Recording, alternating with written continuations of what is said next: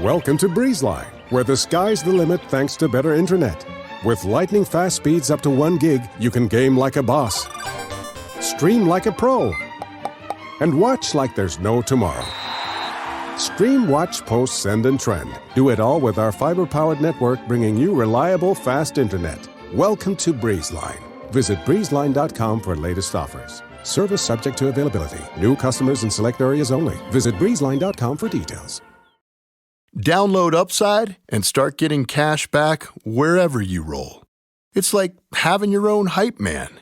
Get an average of 17% cash back at restaurants. Oh, it's dinner time. Average of 13% on groceries. Get those groceries. 10 cents per gallon average cash back on gas. It's go time. Plus, cash back at participating convenience stores too. Stacks on stacks. Users can earn hundreds of dollars a year, 3 times more than other apps. Upside, show me that money. All right, we get it.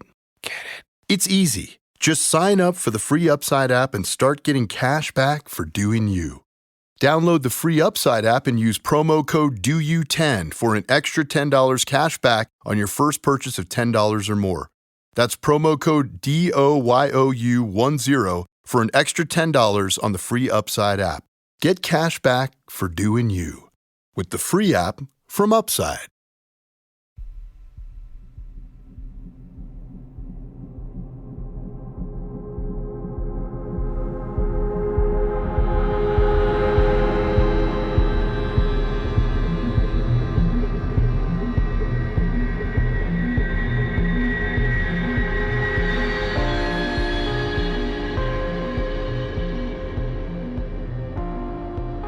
Hello and welcome to episode 168 of Real Life Ghost Stories. To kick things off this week, we need to thank some of our newest Patreon subscribers. I would like to thank Lisa E, Will Slaughter, B. Orr Houseman, Heidi Stansbury Paradin, Donna, Michelle Johnson, Heather Windsor, Diana Wasson, September Ward, Joanne Broderick McInnes, Nadine Plumtree, Jennifer N, Brendan Mooney, Danny Panny, Nicola Martland, Maria Colvin, Jamie Kilduff, Elin Elson, 3 and 13, and Sabita Zafar. Thank you so much for subscribing to the Patreon. I love you and appreciate you every single day. And for the first time in a long time, we have a promo this week. This week's promo is for Gem Mint Horror. Gem Mint Horror is a podcast about horror films that don't get enough praise or are lesser known in the horror genre. Gem Mint Horror hopes to find you a new favourite horror movie. Joel uploads every Friday and hopefully will find you a new favourite horror film. Please do have a listen to the trailer for Gem Mint Horror, and if it sounds like something you are interested in, go and give them a listen. As always, the link to Gem Mint Horror will be in the description of this episode. Hey there guys, do you guys love horror films or want to get into them but don't know where to start? Well, look no further, for Gem Mint Horror, the podcast, has your back. I'm your host, Joel Alba here, and at Gem Mint Horror, I like to talk about lesser known horror films in order to find you guys out there a new favorite horror movie. I don't discuss about the classic horror films like The Exorcist or Rosemary's Baby, nor big budget horror films. I talk about films that I deem that are overlooked or deserve a second chance. So if you want to start creating your horror movie list for this upcoming Halloween season in October, well, come and tune in every Friday night for this late night show. Thank you guys for listening, and come listen to Gem Mint Horror everywhere you can stream podcasts, and back to your program. And our film review this week. Our film review is Nope. Nope was released in 2022. It has 7.4 out of 10 on IMDb and 82% on Rotten Tomatoes. 2 siblings who run a California horse ranch discover something wonderful and sinister in the skies above, and the owner of an adjacent theme park tries to profit from the mysterious otherworldly phenomenon. I went to see this movie and I really did not know what to expect, but let me tell you, it is so original. And I think there has been a lot of divide. It seems to be very 50-50. People either love it or they really dislike it. But I don't think anyone can argue with the fact that it is such an original film. It really wasn't what I expected at all. I kind of thought it was just going to be like a straightforward alien film. I read and looked at virtually nothing about it before I went to see it, aside from the trailer, because I really wanted it all to be new and exciting. So let's get into the likes for this movie. Obviously, I loved the fact that it was so original. Wasn't expecting what happened. Really kept me guessing. I absolutely loved the characters. So there's a character of OJ and his sister Emerald. Oh, they were so good. They were played so beautifully. They were such well-written characters and they contradicted each other perfectly. So Emerald is this gregarious, outgoing woman. She is really opinionated, well able to speak her mind, kind of a bit of a liability at times. And then OJ is this really stoic, still, quiet man. And I particularly liked his character, more so because a lot of the comedy in this movie came from his reactions to horrific events. And his reactions are genuinely funny. And there are lots of bits about this film that are witty and they are engaging. There's also lots of references to other movies. I read somewhere that Jordan Peele wanted it to be like a Jaws of the Sky. And I can tell you, that is achieved. Box ticked. Aside from Jaws, there were also lovely references to other horror films. And I feel like I need to sit down and go through a list, or at least go and see the film again to truly be able to spot all those other references. It was just really clever. It was really clever and unlike anything I've seen in a really long time. And it also came with this moral message. And initially when I left the cinema, I kind of felt like I didn't really get it. I didn't really get what the message was. And then when I was thinking about it and kind of reading a bit about it afterwards, I thought, oh, I get it now. I get it. And I really had to go away and properly think about it though. There is very little I can say about this film because I don't want to give anything away. And if I start talking about like the moral message or different facets of the storyline, it will give bits away for you. But in terms of dislikes, I felt like the pace was a bit off at times. There were definite moments where I was a bit like, oh, come on, I need you to hurry up. I need the action to hurry up a bit. I need to find out what's happening and I need everything to move a little bit quicker. And I really wasn't sure if all of the threads of the story really came together seamlessly at times. And like I said, I still feel like I didn't really understand certain images within the film. There were bits that I just didn't get. There was a visual image throughout the story of a shoe balanced kind of precariously on its heel. And I didn't really get it. I didn't get the significance of it. And then I read some Reddit threads and I thought, oh, actually, that kind of makes sense, but I still didn't really find a satisfactory answer. And literally, as I'm sitting here recording this, I think I've just gotten it. I think I've just had an epiphany. But have I had an epiphany, or am I just applying a meaning to something that maybe necessarily doesn't need to be thought about that deeply? I don't know. I really don't know if I fully understood certain aspects of the film. And I was going to give it 3 stars. So my initial feeling when I left the cinema was, this is a 3-star film. But to be honest, I haven't stopped thinking about it since. Genuinely haven't stopped thinking about it since. I went to see it on Sunday and it is now Thursday and I'm still thinking about it.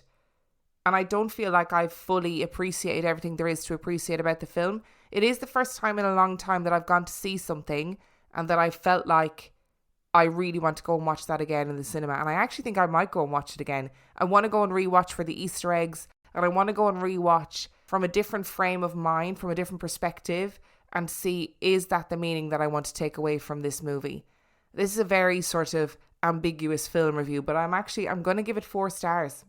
So that's 4 stars for Nope. And what I would like to say about this film is that I was totally blown away by the supernatural element of the story. It was not remotely what I expected, either intellectually or physically. And they have done well to create a compelling trailer without revealing any of that, for sure. So I'm really interested to see what people have to say about it. I've already posted the picture on Instagram and on Facebook, and I can already see a divide among people about what people thought about it. So I think it's going to be one that's going to create a bit of division. Today's episode is brought to you by HelloFresh. Welcome back, everyone. So good to see you all back again this week. It is such a shame that Chupacabra couldn't make it, but given the reports this week that he is in fact a dog, perhaps Monsters Anonymous is not the best place for him. Now today, we're going to recap on what we learned last week, which was That's right! HelloFresh, America's #1 meal kit. You guys were really paying attention. So how can we use HelloFresh as a great alternative to hunting and consuming humans? You've all got New Year's goals, and HelloFresh is here to help you achieve them. Skip the grocery store and skip that eternal rat race of hunting humans and take control of your time and budget with delicious recipes delivered right to your cave without all of the worry of being caught on camera and put in a paranormal YouTube compilation. Okay, Mothman. I appreciate your contribution, but remember last week we talked about using our indoor voices or indoor echolocation. You are very loud in this small space. Also, please keep the death prophecies to the end of the session as it upsets the other entities. Thank you. Let's continue. With HelloFresh, eating well in the new year can be stress-free and delicious. With over 35 weekly recipes, they have the options that you're looking for to help you achieve those goals. Choose calorie smart and carb smart recipes, or even customize select meals by swapping proteins or sides, upgrading your proteins, or adding protein that isn't human to a veggie dish. Also, I'd like to think I wasn't this patronising as a teacher, but I probably was. And I can tell you that I have received a whopping 89 HelloFresh boxes thus far, and I love it. Helps me to eat better, save money, limit my food waste, etc. Okay, Bigfoot. I love that you are trying really hard, but I'm going to go ahead and ask you to remove my leg from your mouth, okay? Some people are into it, not me. Why don't you use that energy to go to hellofresh.com/reallifeghoststories22 and use code reallifeghoststories22 for 22 free meals plus free shipping. Now everybody say it with me. That's hellofresh.com/reallifeghoststories and use code reallifeghoststories22 for 22 free meals plus free shipping. Welcome to BreezeLine, where the sky's the limit thanks to better internet. With lightning fast speeds up to 1 gig, you can game like a boss, stream like a pro, and watch like there's no tomorrow. Stream, watch, post, send, and trend. Do it all with our fiber-powered network, bringing you reliable, fast internet. Welcome to BreezeLine. Visit breezeline.com for latest offers. Service subject to availability. New customers in select areas only. Visit breezeline.com for details. Download Upside and start getting cash back wherever you roll. It's like having your own hype man. Get an average of 17% cash back at restaurants. Oh, it's dinner time. Average of 13% on groceries. Get those groceries. 10 cents per gallon average cash back on gas. It's go time. Plus, cash back at participating convenience stores too. Stacks on stacks. Users can earn hundreds of dollars a year, 3 times more than other apps. Upside, show me that money. All right, we get it. Get it. It's easy. Just sign up for the free Upside app and start getting cash back for doing you. Download the free Upside app and use promo code DOYOU10 for an extra $10 cash back on your first purchase of $10 or more. That's promo code DOYOU10 for an extra $10 on the free Upside app. Get cash back for doing you with the free app from Upside. Which brings us to our story this week. Now, this week, I was approached by No Brow Publishing, and they said, hey, we've got a new book coming out. Could you do some reviews? Could you do some TikToks or some Instagram reels or whatever? And look, you all know I love a good book. So I said, send it over to me. And if there's any stories in it that I can use as inspiration for an episode, then I'll do that and I'll give the book a shout out. So please know, if you're listening to this, I'm not getting paid for this. So they are not paying me a cent. But I did get a free book, so it's a win-win for me. I generally don't do sponsored episodes, but I do have like a bit of a soft spot for trying to promote good books, particularly when they're books about the supernatural or books about ghosts. So the book that I was sent is called An Illustrated History of Ghosts, and it is by Adam Allsuch Boardman. I'll give a little bit more info about it at the end, but in this book there was a short story, it was literally a little paragraph that I had never heard of before, and it piqued my interest. And it also takes us to a place that we've never been before, so let's get into it.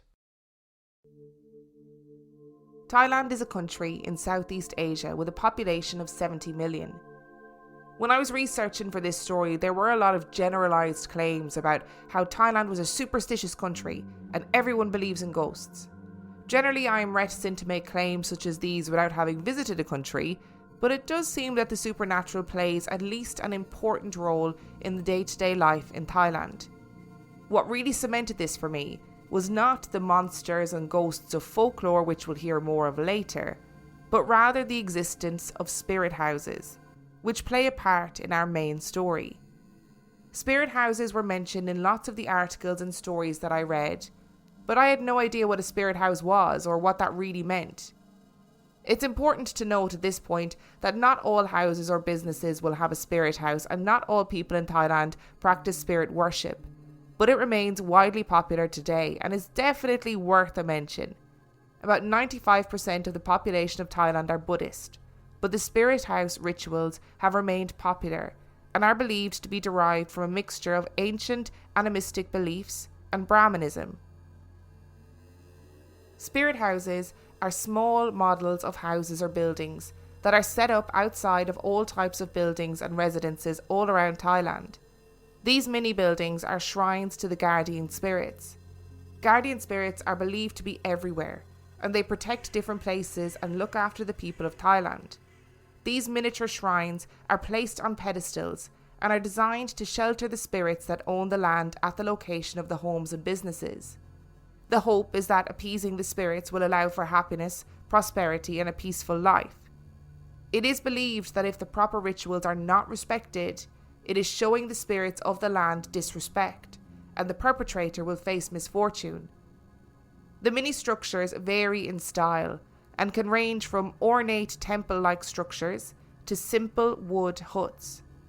They often have tiny figurines inside to depict people and animals, and there are strict rules about how and where the structure should be erected. The spirits have to be asked for permission before a spirit house can be erected, and Brahmin priests or Buddhist monks need to be consulted. Interestingly, it doesn't really matter what the spirit house looks like or how opulent or elaborate it is. What matters is how the spirits are honoured by the living. Offerings of food, incense, flowers, and amulets are put into the spirit houses with the belief that if you look after the spirits, they will look after you. What I've presented to you is a simplified explanation of spirit houses, and there are many different important rituals that encompass the spirit houses.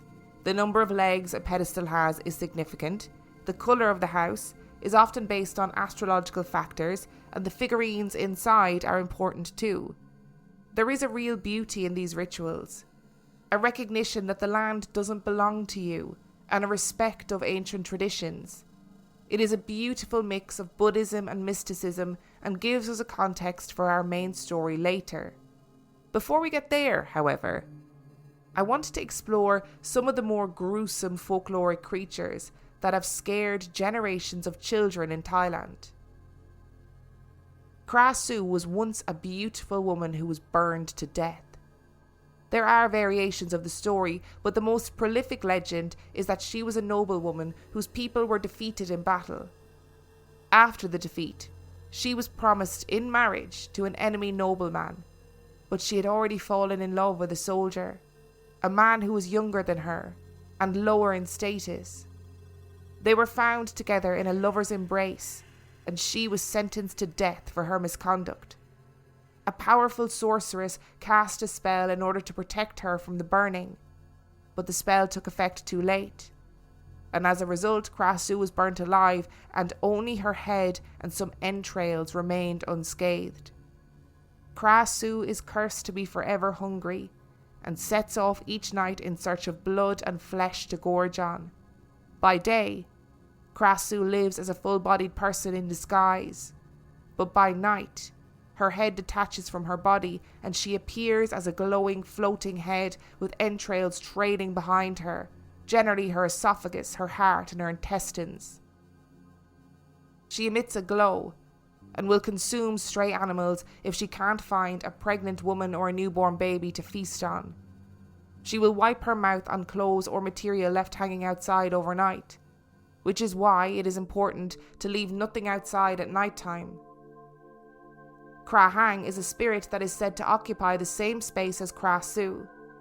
Kra Hang is a male spirit who spends his days masquerading as an average villager, but at night time he transforms into a creature who gains the ability to fly by attaching rice baskets to its arms as wings. It is a creature that is said to be responsible for attacks on women. And if a floating head with added entrails wasn't strange enough for you, then let me introduce you to Phi Kong Koi. Phi Kong Koi is a one-legged creature that springs through the countryside making a noise that sounds like Kong Koi, hence the name. It lives in the forest and gets its sustenance by sucking blood from the toes of sleeping campers. Some say that instead of a mouth it has a long tube-like proboscis, like a fly, that it uses to suck blood. Campers are advised to ensure that they cross their legs and cover their feet while they sleep to avoid becoming the next unsuspecting victim of Phi King Koi. And while these particular tales of ghouls that roam the land may be on the more outlandish end of the paranormal spectrum, there are entities that exist within this folklore that have very real-world consequences. The Phi Pop comes in various forms based on which legend you prescribe to, but the outcome is always the same. It is a creature that roams the countryside, searching for victims to possess. And once possessed, the Phi Pop eats the victim from the inside out, specifically the intestines. Those who are possessed by the Phi Pop have to undergo an exorcism, which takes the form of a whirlwind dance in order to be free of the entity. In some stories, the Phi Pop is a female ogre, while in other stories, the Phi Pop is the ancient spirit of a servant who tried to usurp a prince by using magic to enter his body. Interestingly, in some parts of rural Laos and Thailand, there are people who still believe that the Phi Pop is responsible if their livestock suffer an untimely or violent death. The Phi Tai Hong is considered one of the most dangerous entities in Thailand. These are said to be the ghosts of those who have suffered a violent or sudden death. The Phi Tai Hong are characterized by their rage, angry at their life being cut short. The most feared of all are those who died while pregnant, with the belief being that two souls are more powerful than one. These entities are often blamed for haunted houses and are considered to be particularly difficult to get rid of. And then finally, there are the Pret. The Pret are said to be as tall as a palm tree, with long, thin limbs and a distended belly. Their skin appears mummified and they have long, thin necks. Most often they are depicted as having tiny pinhole mouths, and as a result, they walk the land permanently ravenous. They are the spirits of people who succumbed to greed and gossip in their lives. The Pret are found in many different cultures, and there are hungry ghost festivals that commemorate them. But what about the story that brought us to Thailand in the first place? If you flew into Bangkok today, you would fly to Suvarnabhumi Airport. And this is where our story comes from. In 1973, it was recognised that a new airport was needed in Bangkok, and there was land 25 miles east of the city that would be absolutely perfect. 8,000 acres of land were purchased in an area that was ominously known as Cobra Swamp.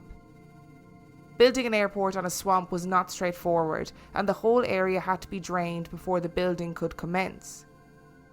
People were already raising concerns about building an airport on Cobra Swamp. The land was said to have been used as a burial ground in ancient times, and the local people were nervous about the destruction of this sacred ground and what it would cause. They didn't have to wait for very long to find out. Initially, the construction went smoothly, but there began to be a murmuring among the workers that something was very wrong. They had heard the stories about the airport being built over an old cemetery, and many didn't believe that this would really cause a problem.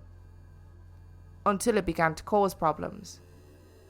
The first indication that something was wrong was the whispering.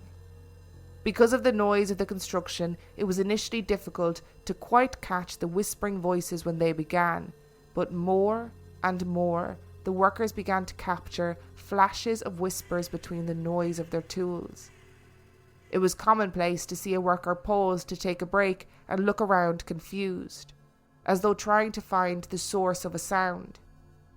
As with most situations like this, individual workers didn't realize that other workers were having similar experiences. They thought the whispers were in their imagination and ringing in their ears from the noise of the construction. But as time went on, they began to realize that the whispers were voices. They were people. And though they couldn't quite make out the words that were being said, the voices permeated the sporadic moments of silence that descended upon the site. When workers eventually began to talk about it, they realized that it was happening to almost everyone. And with the whispers came shouts. Workers heard their names being called and heard the sounds of people shouting out in distress or pain. The sounds of chanting were heard echoing around the site, and try as they might, no one could figure out where the sounds were coming from. The workers began to get edgy, feeling anxious at the frequency and mystery of the sounds combined with the location that they were being made to build upon. As the building continued, so too did the noises until the spirits began to show themselves to the workers. They would see shadows peeping around corners and passing through the sites. And when accidents began to happen, the workers began to panic. There is mention of several freak accidents that happened on site, some of which caused fatalities, but there is little to explain what these accidents actually were. The rumours about the hauntings continued, and it was decided that in order to appease the spirits and to ease the worries of the workers, a ceremony must be performed. Officials brought in 99 Buddhist monks to perform rituals for 9 weeks in order to appease the ghosts of the airport in time for the opening ceremony. Airports of Thailand Public Company, or the AOT, invited the monks to pray in 8 different areas of the airport.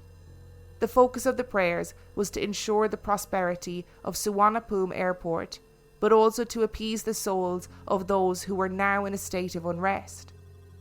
350 people were invited to attend the event, and while the monks were praying, there were a large number of participants sitting quietly and listening to the chanting of the monks. In attendance was a Mr. Kwan Chai Tapto, who was employed to search for explosives in the airport. As the chanting continued, Tapto's face began to visibly distort, and he lurched forward towards the monks. Mingled with the sound of the chanting came the cries from Tapto, as he began to wail in an inhuman voice. The crowd began to grow uneasy at the sight, and Tapto fell to his knees, somehow hunching himself over to resemble an old man. He cried out that his spirit was not being respected. He was the spirit of Pu Ming, and he deserved respect. He demanded a shrine be set up for him, and that offerings of betel nut needed to be made. Betel nut is a type of chewing gum that is found in Thailand and used for offerings in spirit houses. He continued by stating that he and the spirits of the airport would cause great distress and turmoil if they were not respected. One of the monks approached Tapto and spoke with him, at which point Tapto continued to wail and moan, still somehow resembling an old man. The monk assured him that he would be respected and that a spirit house would be built for him. And with that, Tapto collapsed, and when he came to, he had no recollection of what happened. The president of the AOT refused to confirm that the event had happened, but it was witnessed by all of the people who attended the event, all of whom seemed to confirm that Tapto was fine and seemed to suddenly become a different person. His voice changed and he sounded like an old man. He seemed unable to see, and his body contorted as though he had aged 40 years in an instant. After the incident, officials set up 6 shrines throughout the airport to appease the spirits, and it was agreed that regardless of a person's personal belief about the incident, it was important to be respectful of the culture and traditions of the Thai people. However, the shrines just simply weren't enough, and the issues in the airport began on opening day and persist to this day. The spirit of Puming continues to be seen, but now manifests as an old man who appears in front of workers and travellers. "It was late at night when I saw him," says Prathit Wanmunda, a guard. "He had an aura around his head and walked with a stick. I called out to him, but then he was gone. I was so scared that I forgot to ask him for next week's winning lottery numbers." Workers have apparently developed a ritual of asking Puming for the winning lottery numbers in the hope that he will bestow good fortune upon them. There is a lady in white who is said to appear in front of cars with the intention of making them veer off their path in order to cause accidents. After the airport opened on day 1, 2 workers mysteriously died after separately wrapping their cars around lampposts. Squadron leader Punapong, a former commando who was in charge of over 1,000 airport staff, almost died in a car accident when a woman in traditional dress stepped out in front of his car holding a baby. He swerved to avoid her, and she disappeared into thin air. The airport is also the subject of a spooky chain email that does the rounds every so often, which centres around a story that a female worker was murdered and her body entombed in a cement pillar, which is in the middle of a baggage storage room. This chain email became so popular that it prompted a journalistic investigation, and it turned out the pillar existed. It seemed to have an altar set up in front of it, and there was a section of the cement pillar that seemed to have been added later, adding fuel to the rumours that a body resided in the pillar which was later removed. When interviewed, the manager of the luggage room confirmed that he too had heard the story, but he had heard that a Burmese worker had tumbled into the cast of the pillar during construction and no one had noticed, and cement was poured in on top of her, burying her alive. Workers have reported hearing phantom footsteps, wails and moans, and traditional Thai music is often heard throughout the airport. And that's not all. In 2013, an airplane skidded off the runway during a landing and crashed. The scenes described on the plane sound nothing short of chaotic. The turbulence, followed by the realization that the plane was veering wildly off the runway, caused the passengers to panic.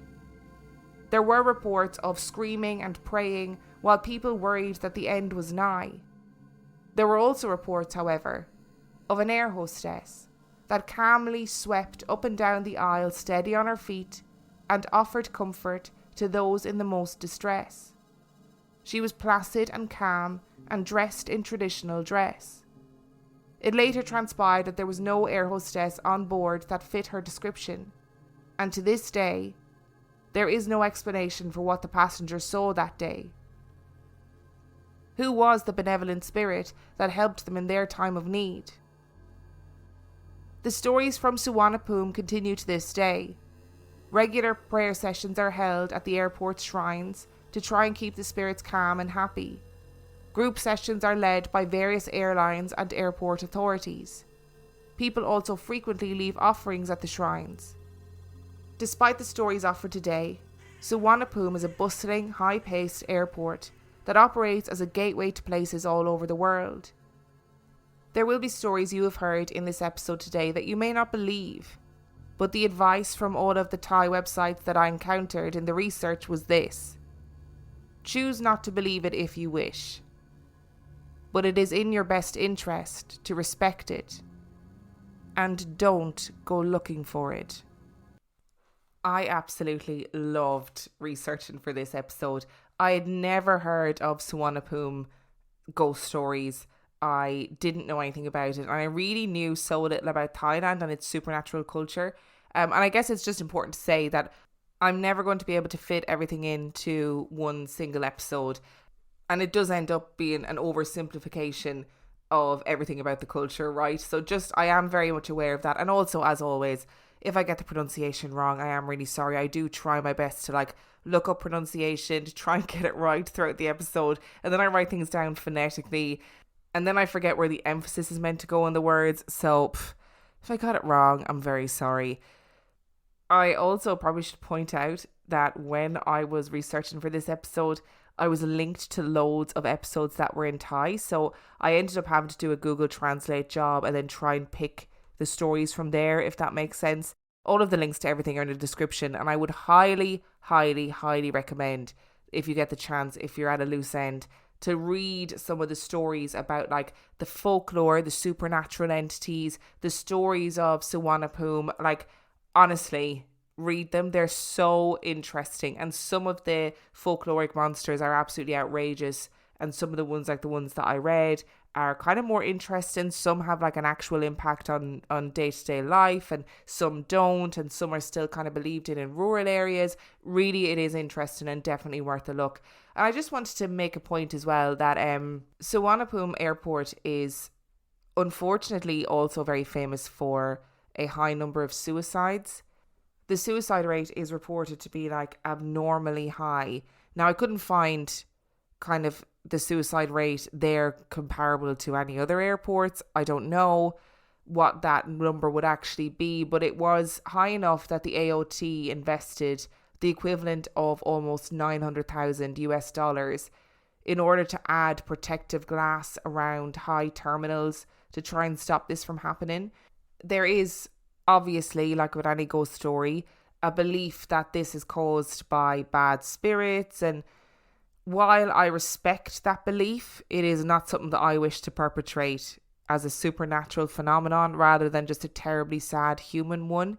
It's kind of one of the reasons why I don't talk about the suicide forest in Japan. Like, people are always asking me to do an episode on it, and I just won't do it because it's just incredibly sad. And actually, it probably is more than likely due to the fact that there are high buildings, or there were at least high buildings that you could access easily. And also with places like, for example, the suicide forest in Japan, when people start reading news stories about it, then it becomes an almost like a beacon as a place that you can go to take your own life, which is incredibly sad. And I just wanted to give people a warning that if you are going to look up about this airport, a lot of the stories are about the high number of suicides, and some of those stories have like images and videos to go with them, and yeah, so it's not pleasant, and I didn't want to perpetrate it as like a ghostly part of the story, but I do think it's important to mention.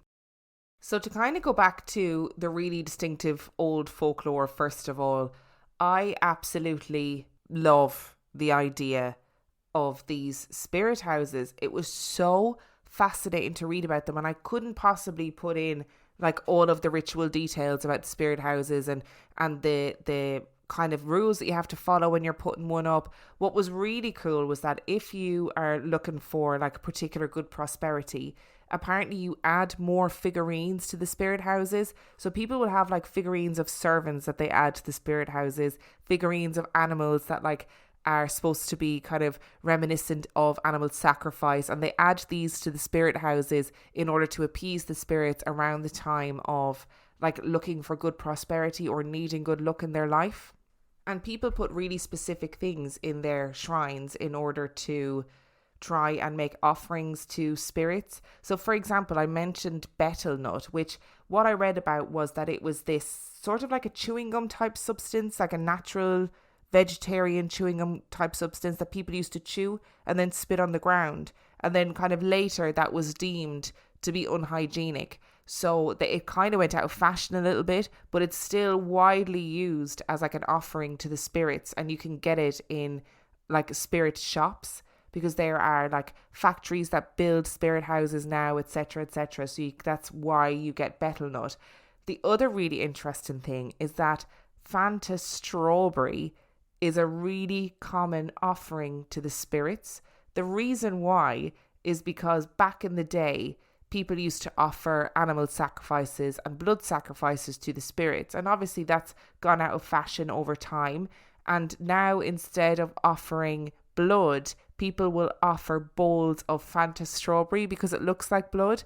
And I thought that is just such a clash of like the modern world and the ancient world. Like Fanta strawberry is such a modern thing, and I know they could be using any red liquid, any red substance. It doesn't necessarily have to be Fanta strawberry, but apparently Fanta strawberry is very widely used. My sister-in-law is currently living in Thailand with her family, so I'm going to message her and ask her to send me some pictures of spirit houses as she sees them and if she sees them around the place, because presumably they seem to be on like pretty much every street corner, that they're everywhere, outside businesses, outside government buildings, outside homes. So they seem to be kind of a really, really common thing outside houses. And like I said, I'm not saying that every single person prescribes to these beliefs or anything like that, but I just found it so fascinating. And when you see the pictures of them, they are absolutely beautiful. I would highly recommend that you look up to see what they look like and have a look at them. And maybe I'm really naive that I didn't know this was a thing, but now that I know that it's a thing, I am fascinated by it.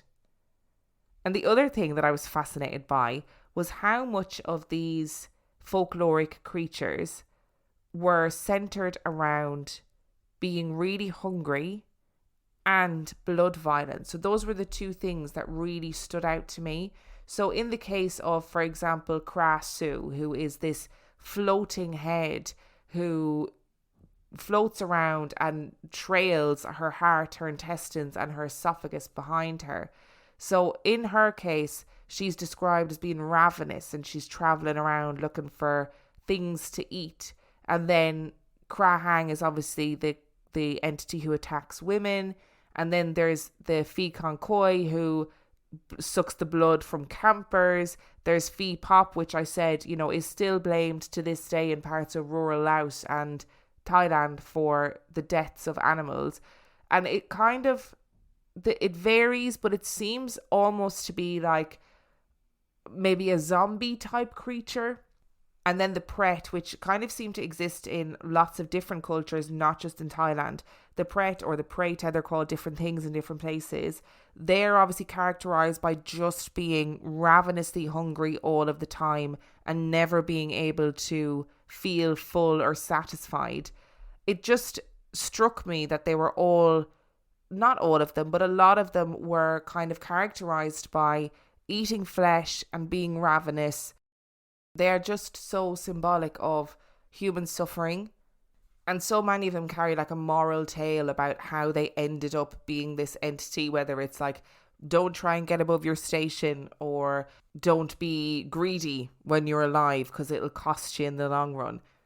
And there are lots of like lists on the internet of, here are the 13 freakiest monsters from folklore in Thailand, and they're all linked in the description. Do have a read. They are fascinating. There was one in particular that was very disturbing, and I'm just going to give a trigger warning for about a minute or so that I am going to be talking about stillborn babies. So just as an FYI, there was this really ancient tradition where stillborn fetuses were taken, they were prepared in various ways, and they were covered in gold foil and placed by a shrine. And then this was said to summon a being that would do their master's bidding, and you kept it happy by placing food and toys near to the fetus, right? So that was a kind of an ancient tradition. And then if you didn't keep it happy or entertained, then the master would suffer the consequences of like poltergeist behavior, such as like things being moved around, doors slamming, and the sound of ghost children laughing. So today, and for quite a considerable amount of time, the tradition was replaced with dolls. However, I came across a story where in 2012, a British businessman was found with 6 fetuses covered in gold in Bangkok airport, which is the airport that we talked about in this episode. And the police in Thailand obviously concluded that it was for black magic purposes. And I thought, there's no way that happened. Then I looked it up, and it absolutely did happen. It was a very, very real news story that involved obviously the British Embassy and the consulate, and involved the Thai authorities. And I don't know what happened. I don't know what the outcome of it was. I mean, the businessman was obviously facing jail time for it, and he was fined an amount of money. I think ended up being something like £50. And I have a great respect for traditions past, particularly traditions around death. I think all over the world people deal with death very differently and have done for countless years. And there's lots of things about the way maybe Irish people deal with death that I think is quite shocking to some people, and lots of things about other cultures and how they deal with death that is quite shocking because we haven't lived it and we don't understand it. So I can understand that, hundreds of years ago there was a ritual that surrounded stillborn babies, but to subsequently see that translating into the modern world was really quite shocking. And don't get me wrong, I'm not naive to the different things that happen all over the world, but I didn't believe it until I read the newspaper story. And to wrap it up, I just thought the airport was such a cool story, and there's lots of official people who have come out and said that they have had experiences. And by official people, I mean like the guards that work in the airport, different members of staff. There was obviously the commander who oversaw 1,000 members of staff in the airport. They've come out and said, yeah, weird things have happened in the airport. We have had these experiences. And I guess in some ways it is a lesson in respecting the land that you build on. I was reading a translated version of an article about the history of the land that the airport was built on. And there were some people who said that the land was the burial ground for some royalty. And then there were other local people who said that basically Cobra Swamp was unsurprisingly full of cobras, and those cobras, a lot of them were killed in order to make way for the construction, and the locals believed that the complete disrespect for the natural wildlife of the land riled up the land spirits, and therefore the airport was always going to be cursed. And airports are such interesting places anyway. Like there's sort of like a liminal space, where you are only there to get somewhere else. And I think they're places of really high emotion. Like as somebody who spends a lot of time in airports, and I spend a lot of time in airports, you see kind of the best and worst of people a lot in airports. I was in the airport recently. I was in Gatwick arrivals waiting for somebody, and I was watching people coming through the gate, and this young girl, like she must have been kind of early 20s, walked through the gate. And the minute she saw her mother, she burst into tears. And I kind of was like, oh, that's nice. And then I was like, oh, no, it's not nice. Because obviously something painful had happened. And I, to that girl or to that family or whatever. And you could see the pain in both her mother and in her. And I was sitting watching them and I was thinking, wow, like so many of those encounters take place in airports. So many of them, or people that are running from something, or people that are desperate to get somewhere. So they're funny little emotional places anyway, even though they're often quite industrial and feel quite cold. There's a lot of stuff that goes on in airports. And like I said at the beginning of this episode, so all of this came from reading a little paragraph of An Illustrated History of Ghosts by Adam Allsuch Boardman. So they sent me the book, asked me to review it. I was like, hey, I can do one better. And I have to say, right, it is a great coffee table book, and it tracks the history of ghosts and ghost sightings all the way from like pre-modern times to the modern day. And it covers things from all over the world, from like ancient ideas about the afterlife to stories of doppelgangers from the 20th century and right up to ghost hunting TV shows of the modern day. It's really lovely. It has great illustrations. It's really colourful. Each story is kind of broken down into like a little overview of the story. And honestly, like I found it a great jumping point for this episode because like I said, I had no idea about this airport or the history behind it or the fact that it was supposed to be really haunted.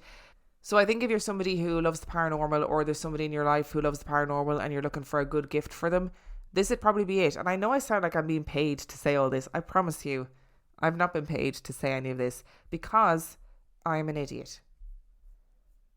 Thank you so much for listening to today's episode. If you would like to know anything about Real Life Ghost Stories podcast, you can do so by checking out reallifeghoststoriespodcast.com. You can also sign up to Patreon, patreon.com/Real Life Ghost Stories, where for $5 a month or $2 a month, you get access to heaps of extra content and also every single episode, main and mini episode, completely ad-free. Don't forget, if you feel so inclined, to fling Real Life Ghost Stories a vote in the Irish Podcast Awards, the Listener's Choice Award. It would make my life if I was shortlisted for an Irish Podcast Award. That would make me very happy. Okay, thank you so much, and I will see you next time. Bye!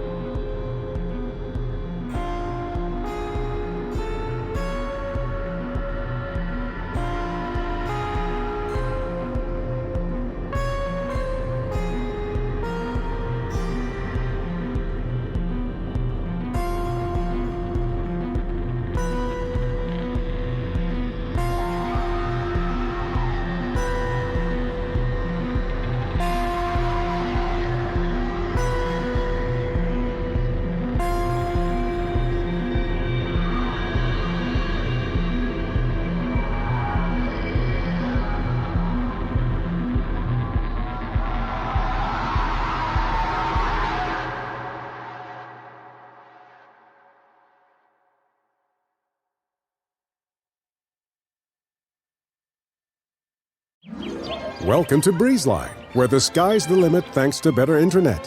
With lightning-fast speeds up to 1 gig, you can game like a boss, stream like a pro, and watch like there's no tomorrow. Stream, watch, post, send, and trend. Do it all with our fiber-powered network, bringing you reliable, fast internet. Welcome to BreezeLine. Visit breezeline.com for latest offers. Service subject to availability. New customers in select areas only. Visit breezeline.com for details.